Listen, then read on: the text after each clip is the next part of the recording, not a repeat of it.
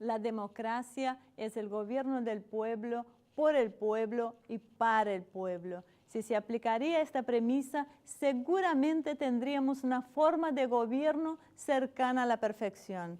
Así comienza hoy Humo y Espejos.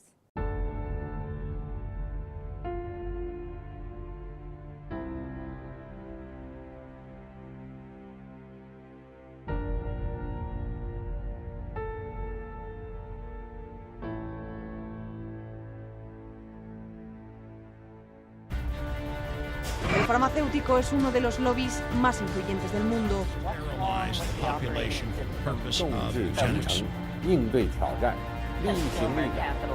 Конечно, должны работать кооперативно, должны... Las farmacéuticas tienen demasiado poder. Avecina una gran guerra entre la realidad virtual y la realidad aumentada.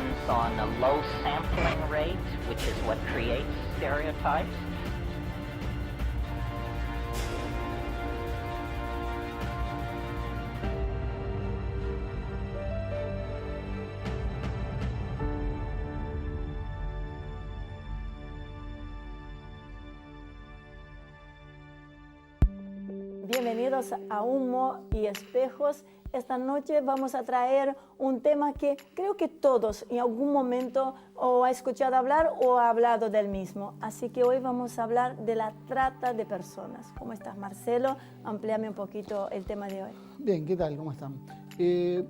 Lo que vamos a intentar es, porque es un tema, como bien vos decías, muy remanido. Se ha hablado mucho, de distintas formas, por distintos medios, se habla sobre el tema de la trata, pero diríamos que se circunscribe al tema de la explotación sexual. Y el concepto de trata, yo creo, por lo menos en mi opinión, es mucho más amplio y también está ligado a muchos procesos económicos, que es un poco lo que vamos a intentar ver en este programa, tener una óptica diferente de este tema. Y nos acompañan hoy Wanda Candal, que es coordinadora de la Red Infancia Robada. Wanda, ¿cómo estás? Gracias por acompañarnos. ¿Qué tal? Gracias a ustedes por la invitación. Wanda, si la democracia es el gobierno del pueblo, por el pueblo, para el pueblo, ¿falla la democracia porque aún existen casos de esclavitud virtual? Por supuesto. La trata de personas tiene base profunda en la desigualdad. No se puede hablar de trata si no se habla de desigualdad. Y nuestro otro invitado es Oscar Laborde, director de IDEAL, el Instituto de Estudios de América Latina. Oscar, gracias, un placer como siempre tenerte acompañándonos. Bueno, siempre es bueno venir y estar con ustedes. Oscar, ¿es la trata la versión de la esclavitud del siglo XXI? Claro, es la continuidad de una cantidad de explotación que convive incluso con formas de esclavitud en la actualidad, ¿no? Digamos, la trata no es la única utilización del poder sobre el cuerpo del ser humano o el traslado de un hombre o de una mujer. Eso convive con otra forma de esclavitud, es decir, la esclavitud lamentablemente no ha sido abolida en el mundo actual. Bueno, como verán, nos espera un programa más que interesante, así que nos lleva a ver la primera parte del informe sobre la trata de personas que preparamos para ustedes.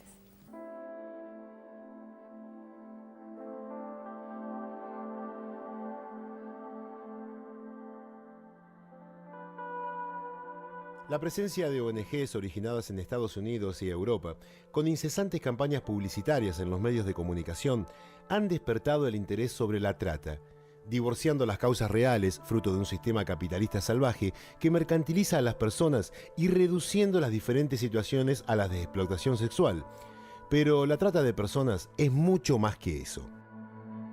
Vamos a tratar como ejemplo un estudio realizado en 1999 en Benín por la organización Enfants Solidaires d'Afrique et du Monde, perteneciente a ese país africano, que estableció en base a entrevistas a víctimas y familiares de tratantes que un 33% de los casos es resultante de la falta de condiciones económicas para sustentar a sus familias, lo que había forzado a los padres a entregar a sus hijos a los tratantes. El 75% de los niños aceptaron esa situación por ser ordenada por sus padres. El 88% de los niños provenían de las 3 zonas de Benín, Quemé, Momó y Atlantique, Otro dato importante es que el 86% eran niñas.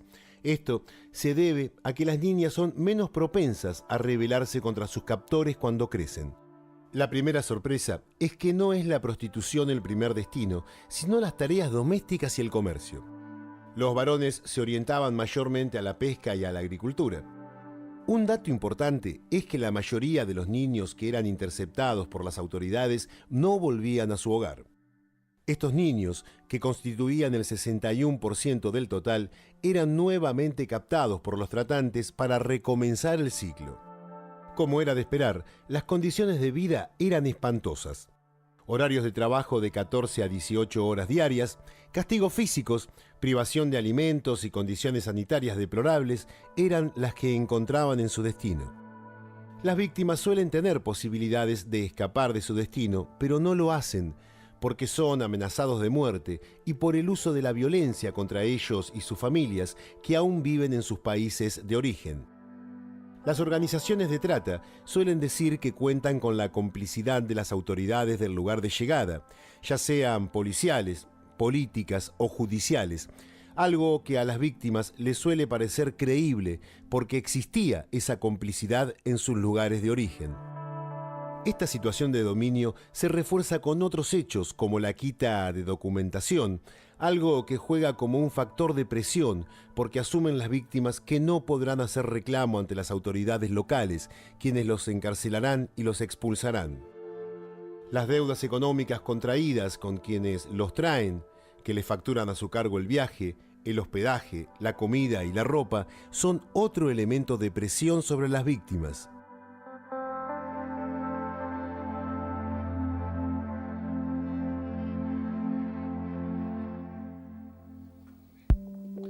Bueno, yo creo que a mí me sorprendió algo en este informe, en esta primera parte que vimos, que el primer sector que está destinado al tema de la trata es un sector económico, servicio doméstico, explotación agraria.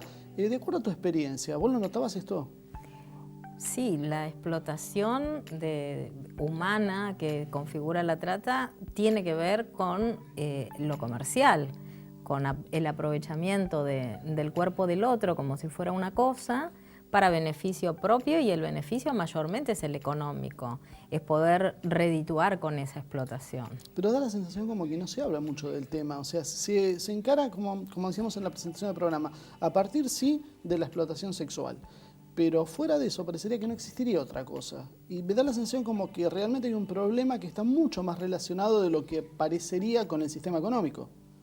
Sí, es más, obviamente desagradable un proxeneta que especula económicamente con la trata de mujeres o de personas.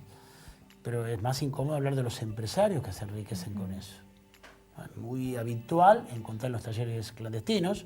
De hecho, está acusada la primera dama de tener talleres textiles en esas condiciones.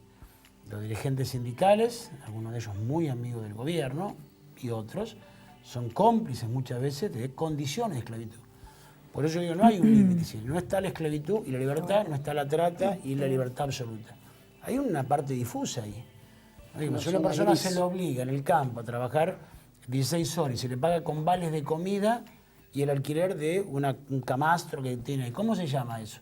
¿Es esclavitud? Bueno, formalmente no. Bueno, son muchos dirigentes de la sociedad rural reconocidos han estado involucrados. Bueno, entonces es más antipático para los medios y es más, digamos, más defendible no atacar a una persona, bueno, que se aproveche una mujer, ¿no? Digamos, con el drama que significa eso. Pero no se habla del empresario, ¿no? Porque como bien explicaba Wanda, siempre hay un interés económico. La gran mayoría de las veces hay un interés económico, digamos, de lucrar con eso, de enriquecerse con eso. Y la esclavitud no está tan lejos. Las prácticas son fuertemente culturales, por eso la trata es un tema complejo en todas sus variables. Lo que sucede por ahí con la trata laboral, ¿no? Que no es trabajo esclavo, sino que es trata o explotación laboral, porque no se puede combinar la palabra trabajo, que supone una actividad por la que se dignifica el ser humano, con una explotación, ¿no es cierto? Tanto la trata laboral como el tráfico de órganos como circulan con algunas aristas que están a la luz y que son supuestamente legales y que pertenecen al comercio legal, es bastante difícil romper con esa barrera. Cuando nosotros afrontamos como organizaciones de la sociedad civil todo el desafío de desnudar la trata sexual, había todo un mundo oscuro que de alguna manera invitaba a desnudar, hasta hipócritamente era como un tema que enganchaba. Esto significa romper otro tipo de barreras, señalar empresas y señalar intereses que están a la luz, que no es que uno va a ir... Que no la ve. Exacto. Y Oscar, ¿cómo está insertado? O sea, la realidad, porque uno habla medias, ¿no? Estas cosas es como vos decís, ¿no? No se dicen las cosas concretamente o con las palabras que se toman, sino que los medios a veces... No te digo que justifican, pero usan otras versiones para decir. ¿Cómo está en nuestra región el tema de la trata de personas? Bueno, como decía Wanda, hay un tema cultural. Es decir, los hábitos de los esclavócratas nos abandonan de la noche a la mañana porque una ley impide tener gente de propiedad de uno. Eso continúa, ¿no? Y muta la élite muchas veces la forma, a veces la atenúa, pero sigue, ¿no? Al interior de Brasil, sobre todo en el noreste, es muy habitual. Es muy habitual en el interior de Argentina. Es muy habitual en el conurbano, ¿no? Digamos, en los talleres de Villa Albertina, digamos, en el Camino Negro, es habitual, digamos, saber, conocer que hay trabajo esclavo, ¿no? Entonces, lamentablemente en la región tenemos un gran atraso con eso, ¿no? Incluso, bueno, en algunos lugares pequeños, se ofrecen los chicos en adopción, ¿no? Todos sabemos que lamentablemente por esta hipocresía se van a adoptar a chicos ilegalmente con la complicidad de las autoridades al interior. Todos conocemos parejas que, como el trámite es muy engorroso, de alguna forma medio vergonzosa, pero finalmente lo reconocen, van al interior a comprar un chico. ¿Cómo se llama eso? Bueno, por supuesto, a veces se confunde porque uno conoce una pareja que está impedido de tener hijos y bueno, con mucho cariño. Ahora, compran una persona. Sí. O sea, eso por un lado está mal, pero muchas veces también esto esconde algo peor, que es que compran un trabajador, o sea, compran mano de obra, porque eso es un poco lo que se veía, que hablamos del tema de África. Es muy común comprar un chico para que haga un determinado trabajo porque es más dócil, y sobre todo las principales víctimas en ese sentido son las mujeres, porque son menos rebeldes que los hombres, se adaptan mejor a las exigencias. Eso por lo menos era lo que planteaba esta organización francesa. Sí, por ahí con el tema de África no tengo la experiencia, pero nosotros tenemos en el NEA una naturalización de que las niñas de 14, 15 años mudan para Buenos Aires acompañadas benévolamente por alguien o solitas, y hay una naturalización familiar, la mamá sabe que esa nena se tiene que ir, eso tiene que ver con la subsistencia.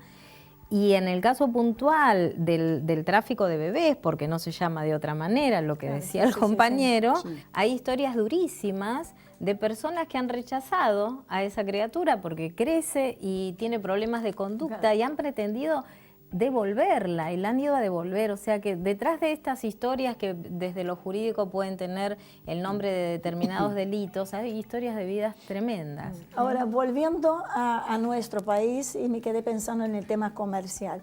Hay también uno se encuentra con el corazón dividido cuando de repente hay un allanamiento en un taller clandestino y que hubo hace algunos años y que sacaron no sé cuánto, pero decenas de personas que sacaban de estos talleres.